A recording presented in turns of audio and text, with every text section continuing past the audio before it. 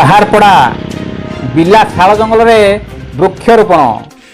Patna range Saharpada block ତଥା ସାହାରପଡ଼ା ଜଙ୍ଗଲ section ଅନ୍ତର୍ଗତ ବିଲା ଶାଳ ଜଙ୍ଗଲରେ ବୃକ୍ଷରୋପଣ କାର୍ଯ୍ୟକ୍ରମ ଅନୁଷ୍ଠିତ ହୋଇଛି।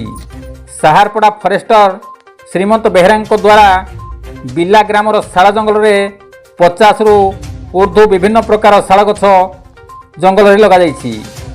ଏଥିରେ ଫରେଷ୍ଟ ଗାର୍ଡ ଝରଣା ମହାନ୍ତ, ସାହାରପଡ଼ା ବିଡ଼ିଓ ରଣଜିତ ମହାନ୍ତ, ପାଟନା ବିଧାୟକ ଅଖିଳ ଚନ୍ଦ୍ର ନାୟକ, କନିଷ୍ଠ ଯନ୍ତ୍ରୀ ମନୋଜ କୁମାର ରାଉତରାୟ ପ୍ରମୁଖ ବୃକ୍ଷରୋପଣ କାର୍ଯ୍ୟକ୍ରମରେ ଉପସ୍ଥିତ ରହି ବୃକ୍ଷରୋପଣ କରିଥିଲେ।